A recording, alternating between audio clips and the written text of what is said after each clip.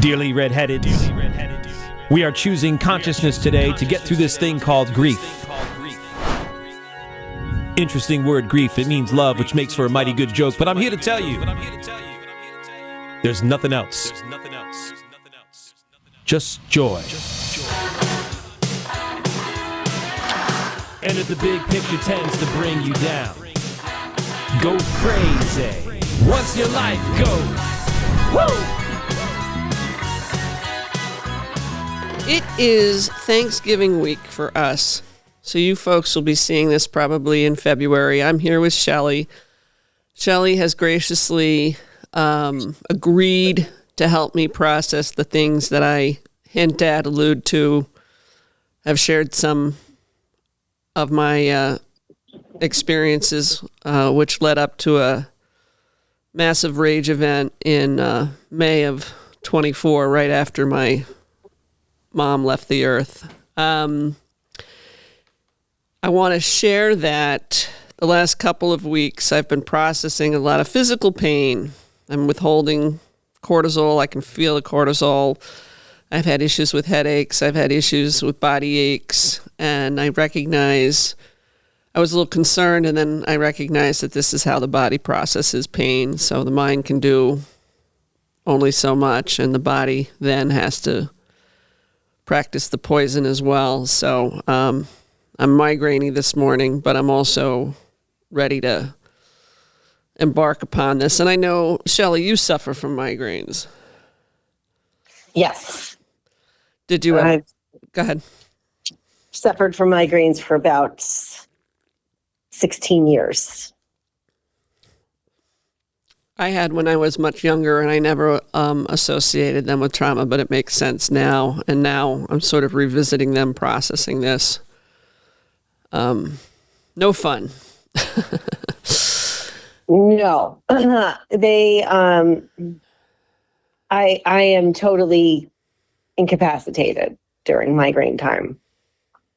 I can't even open my eyes most of the time if it's going on. I've been at times where it's like, it's so part of my life that I can now feel and tell if something's going to trigger it early enough, whether before it's even happening. And it's like, I know I have a timeline before I have to get home. Yep. I don't want to take up time describing what I go through, but I have a tendency to gut them out after doing a certain amount of work to mitigate it. Like right now, I'm very nauseous, but I won't get to the point where I'll get sick. Historically, I used to let myself get sick, but now I just have this way. I also know it's because I got to get this stuff out. So it's like, it's part of the territory right now. Okay, so Shelly was part of my life right before my mom passed. So she has some interesting insight as to where I was at emotionally and mentally. And I want to sort of lead up to that. And in doing so, I just want to do a recap. My recap is I started to experience abuse as far back as 4 years old that was primarily associated with rage, extreme rage. So I started to dissociate. And by the way, when I talk about it now, it's the things that I've learned that took me 50 years to learn. I didn't know it then. So I went from a very challenging experience with my siblings, fierce scapegoating. I ended up not really realizing what had happened fully until I started to work with a psychologist. I had met him around 2007, and this was now 2015. I wasn't in his office weekly doing cognitive therapy. I was more or less used him as a tool to process And he was a big person that hyped meditation and things that I just hadn't started to do yet. So I knew in going to him I wasn't meeting his expectations, so I didn't really fully utilize him till I stopped drinking, which wasn't until 2022. So this is 2015, and I'm using him as a tool. He explained to me that what had happened with my family, and the hard part was I was caring for our mother. So I had to figure out how to relate to my siblings and not sever their relationship with their mother. My mom was still traveling at the time, so it wasn't as big of a deal. And some of this is fuzzy, but I know by 2017-18 I had chosen to separate from 4 out of my 5 siblings, but had the door open where my mom was concerned. I know how odd that must sound, but I also am talking about it because it's become increasingly more common. And that's really why I'm telling this story. It's not because I think it's non-relatable. I think it's very relatable. So far, so good, Shell? Yeah. Okay, so 2017-18, when I separate, it caused my nieces and nephews to become estranged from my mom and I, and had some ripple effects that I didn't and couldn't anticipate. I really fully expected my nieces and nephews that I had long-term and I mean, I've been an aunt since I was 9. So I fully expected my nieces and nephews to be able to separate their parents and my struggles from affecting them and their relationship with me or their grandmother. Couldn't have been more wrong. Obviously, I see now how when you separate from dysfunction, it's multi-generational and really fucking tough. I've talked about that, so I don't want to talk about that now. Then once I processed what I had gone through with my family, I was finally able to look at my marriage. My ex-husband left in 2010, and I wasn't really able to look at that relationship the way I needed to until about 2020. If you can imagine, I just didn't have the brain capacity for the cruelty I endured. And I was big on reactive abuse. I played a role. I tolerated. I endured. I did what I had learned. And it was really time to face the music for me. So 2022 comes. I've shared that I had a Kundalini awakening. I was really gunning for it. I needed something. I was asking whoever you ask for, my guides, my father who had passed when I was 12, God. I was asking for some sort of, let's call it clarity, and boy, did I get it. In 2022, the Kundalini, as a result, I stepped away from alcohol. I stepped away from substance to a certain degree, stepped away from being able to watch. I just was the same person, but more like a revisit of the person I used to be before I abused alcohol and abandoned aspects of myself. Still good, Shell? Yes. Okay. So that was also when I started to really delve into recognizing how intuitive and spiritual I was. I want to be very clear that I'm of the belief that the healing of trauma expands our spirituality and our consciousness, and for those of us that are intuitive, that as well. So that's the method to my madness in trying to tell you not only how long it took, but the steps involved. So 2023 was an expansive year, I'd call it. I was doing pretty incredible things to, fall back into my claircognizance, and was guided by both energies passed on and living. And that consciousness I find energetically the same. Call it what you want, but I feel the energy of folks that have passed on, and I feel the energy of those that are simultaneously existing on the planet. And the ones that are alive on the planet whose energy I feel is rather new, but it plays into what's possible with our human experience and consciousness. And I'm not trying to go there. I'm just trying to hit the high notes. So I'm having a pretty extraordinary time. And in that period, I moved in a roommate that I had been helping, a young guy who very close to me, very close to my sons, a little bit older than my oldest son. I had been assisting him for 20 years with various things, struggles emotionally, always made sure he had money, always had jobs for him to collect money from, to earn, helped out when it came to many things. And I didn't do it in a way that I wasn't even like, it was just natural for me, very, very natural for me. He was somebody that was up against a lot genetically and had some real struggles, but it didn't scare me.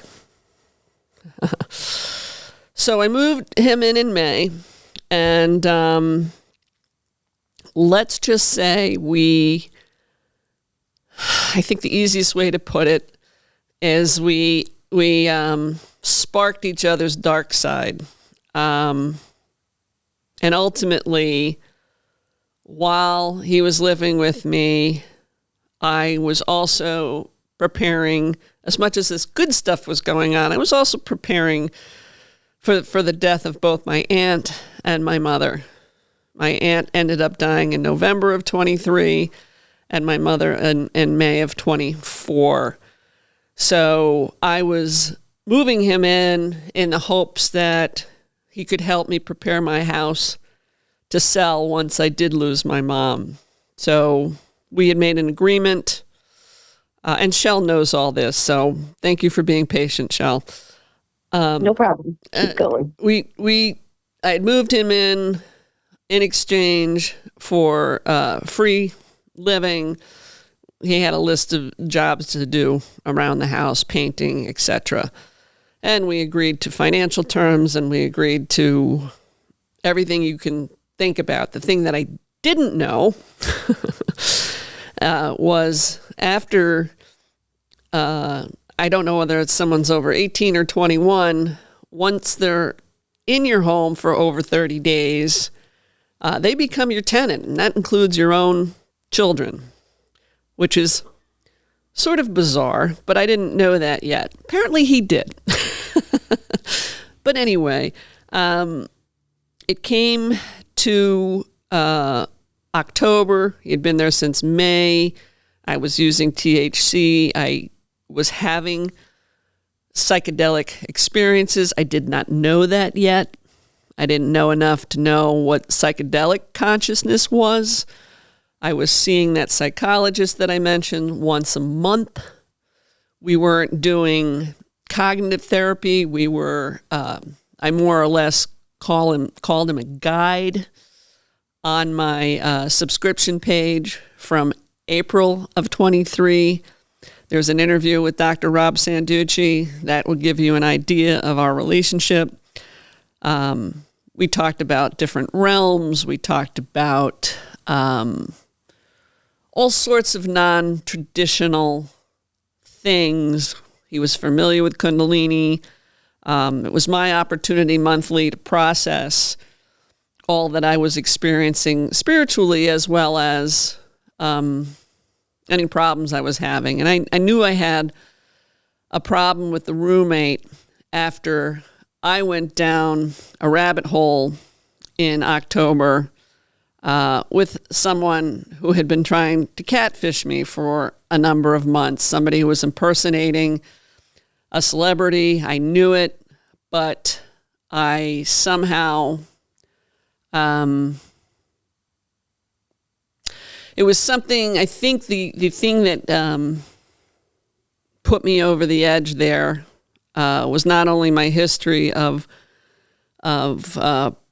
dealing with antisocial personalities, both psychopathy and sociopathy. I think I had shared with Rob that this person was impersonating someone. And it was at the time when I thought, and I don't know what this is going to sound like, but I thought you were only solicited for nude pictures and money. I didn't realize that people would impersonate other people, celebrities. I didn't understand people did this for sport. I didn't understand any of that, and I know what that must sound like, but I just didn't get that. And Rob put it in my head that I didn't have much faith, meaning that I assumed that this person was full of shit. So it really hit me. Then I went home and I thought, maybe I don't have enough faith. So over the months, I got involved on a low level with this person. And as it progressed, and meanwhile, this is very, very important, I'm having these incredible spiritual experiences. I'm having ascension experiences, not using pot. There was a time when I used THC and a time when I didn't, and definitely the THC made me realize psychedelically what it was possible to see, but then my brain was very capable of seeing those things without THC. So it was a very interesting dance going on. I had to be shown what inevitably I could do without substance. Make sense? Yes. Okay. You too, Brian? All right. So I'm having these, I would sit in my living room, and it would be, I should say one thing. I'm just trying to give you an accurate unfolding. So when I tangoed with the online catfisher, I was very tantalized by it. Once we got onto having one another's phone numbers, it was a 4-day, not 24/7, but a 4-day, probably several hour exchange. And as it was unfolding, I thought to myself, I know this isn't real, but this is an unbelievable, this will make an unbelievable book. And many of you know I have that affinity for being a sapiosexual dominatrix. So this person was giving me an opportunity. It didn't get overtly sexual because I wouldn't have done that, but it definitely was very intellectual in a funny way. It was very funny. And so I'm doing this realizing I asked my roommate, I asked a good friend of mine, I said, how do I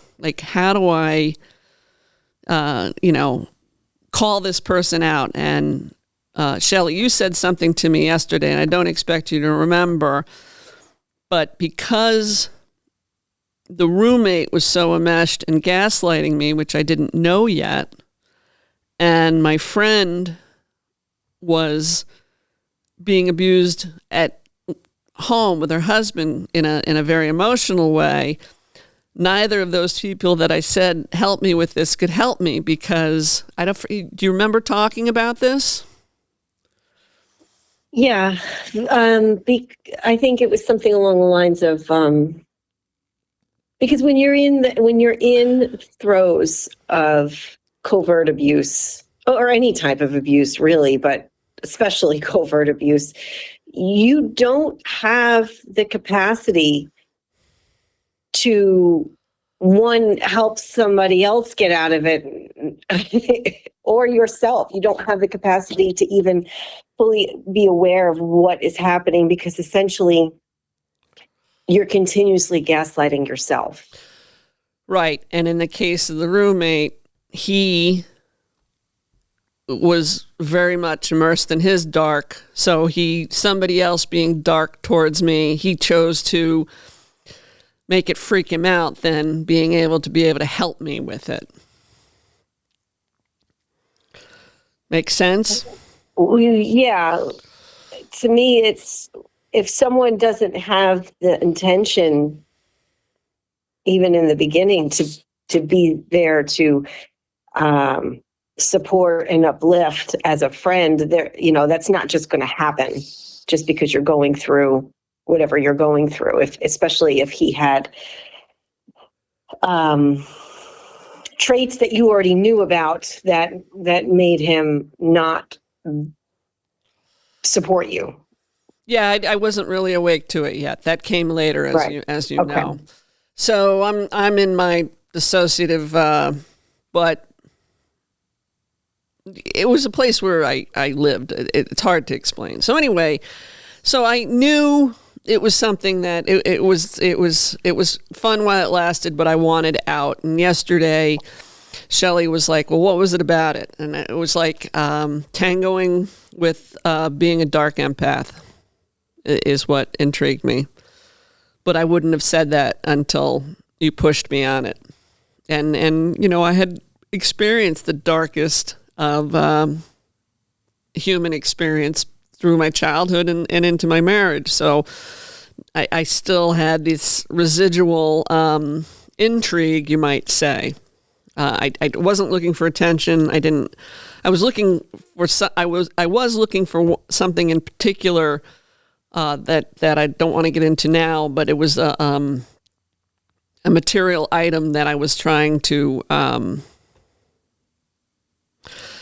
I don't want to go down this rabbit hole, but I started interacting with this person because of something very logical, and then it became this psychological thing. So anyway, then I asked somebody very close to me that I trust very, very much, which is very few people when it comes to, well, it's not that I trust very few people. I just knew this person was fiercely rational, and I said, what do I do? And this person just said, call him. You have his number.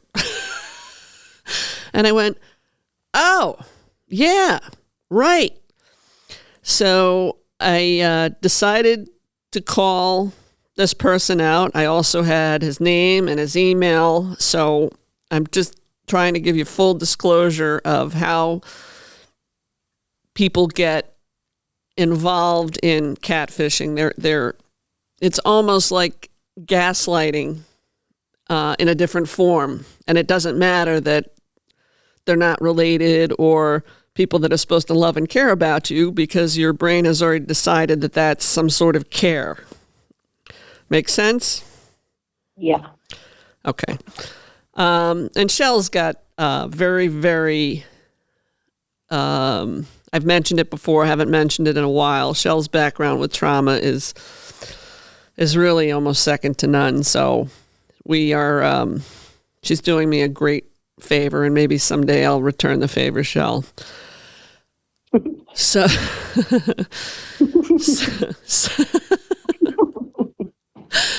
I said maybe. Anyway, so our joke is Dateline meets Snapped is Shell's situation. So whatever.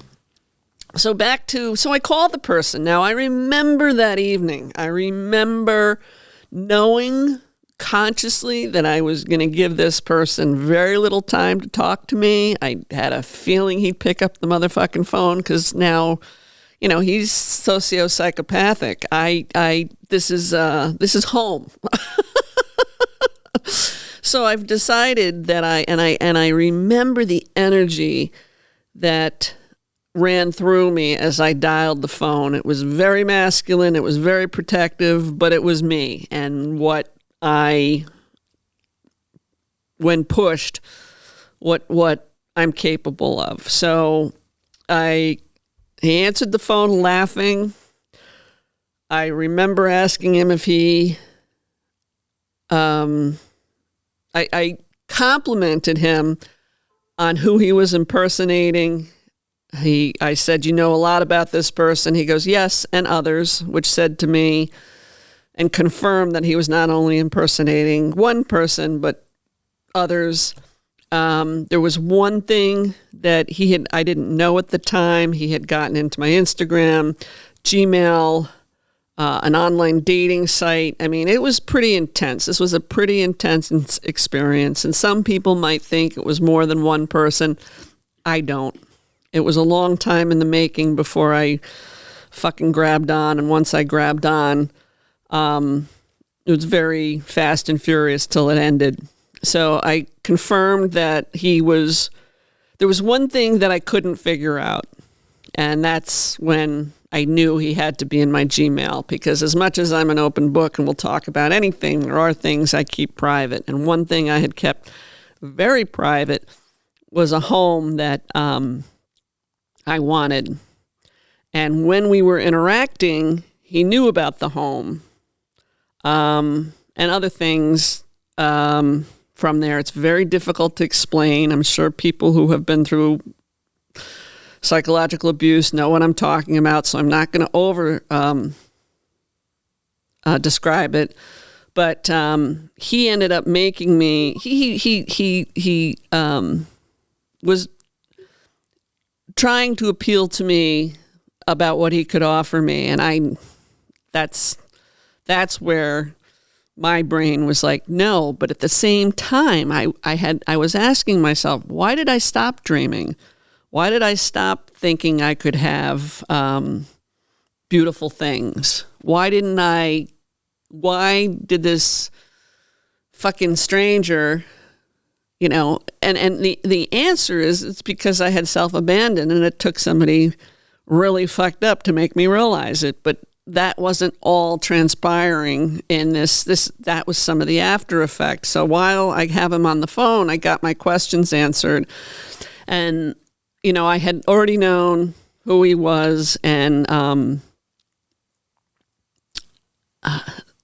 want to say we were on the phone under a minute. Got my few questions answered, got him to confirm that he was impersonating somebody and others. He laughed at something. It's so fucking hard to explain. But anyway, what I decided to do within a minute was, I said to him, after I asked my few questions and got the answers, I said, I guess you know what this means. And he said, what? And I said, I won, and hung up the phone. And my roommate was listening to the whole thing. He was high. I may have been high doing that. I don't remember. Sometimes I needed the clarity that pot brings, and most times I don't. That was a situation that was kind of fucked up, as you can well imagine. So this situation really freaked my roommate out. I got to tell you, it didn't freak me out, because now I knew and confirmed he was just a person, which when you have enough of those kinds of people in your life, they scare you to a certain degree, but they're also cowards, and I knew that. But this really unnerved my roommate. And I was leaving, I want to say the next day, very soon after, to take my mom to Long Island to have her last visit with her sister, my aunt, who was dying. And I was extraordinarily spiritual at the time. So that was what was so fucked up about doing this thing with this guy, because I was having spiritual experience that rubbed up against what was happening when we were texting one another. It was really quite intense and not freak you out shit because of my history. The average person might have been a little freaked out. And it did influence some CPTSD temporarily, but again, I had mastered CPTSD. I wouldn't say mastered, but I had skills. So he definitely rubbed up against some CPTSD feelings, but they were short-lived. Because on a level, I absolutely knew what I was doing.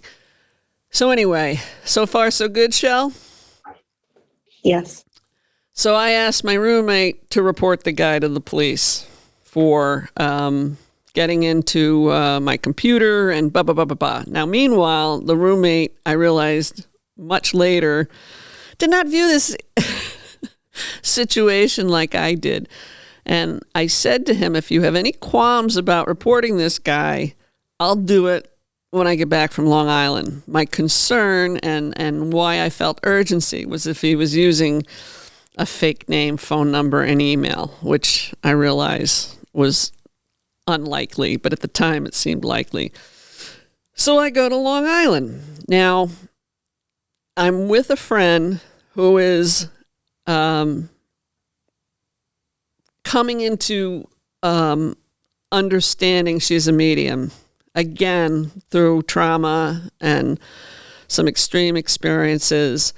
So we go to Long Island, and let me tell you what, it was probably one of the most spiritual experiences of my life, that couple of days with my mother and my aunt. And it was the beginning of October, the 7th comes to mind. It was somewhere in and around that time frame. And that's when when I get around a medium's energy, whatever the fuck I am, my ability to connect with the other's consciousness, both, again, alive and dead. It's not a medium thing. And I'm sure people who can do it know what I mean. But I didn't really know what I was capable of back then. I just was there to facilitate whatever was supposed to happen between my mom and my aunt.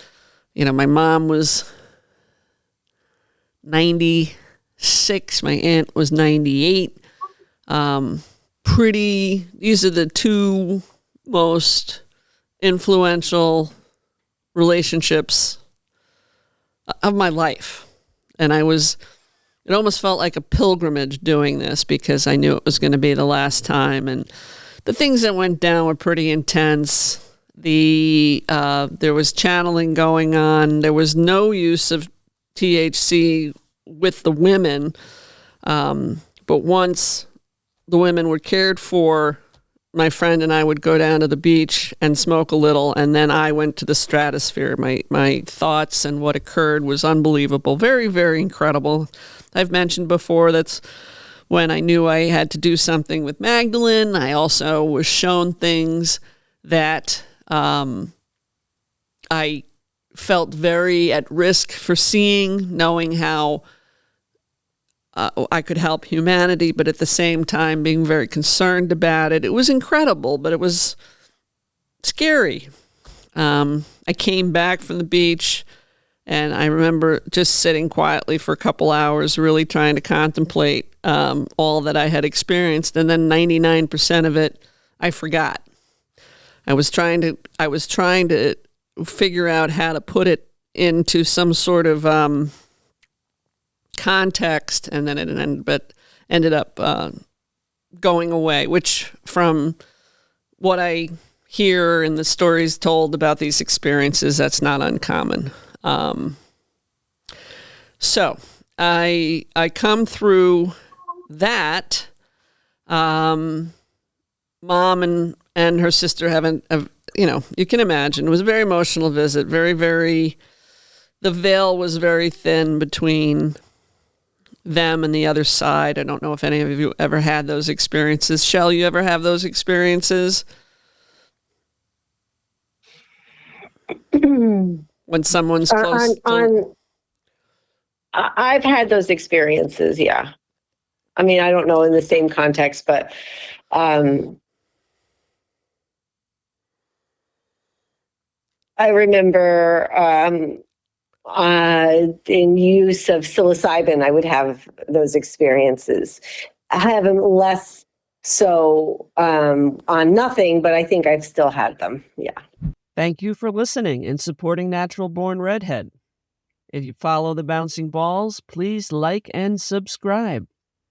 If you know someone interested in sparing others grief and inciting joy, message me on Facebook or reach out via my website, Natural Born Redhead. Jai Ma.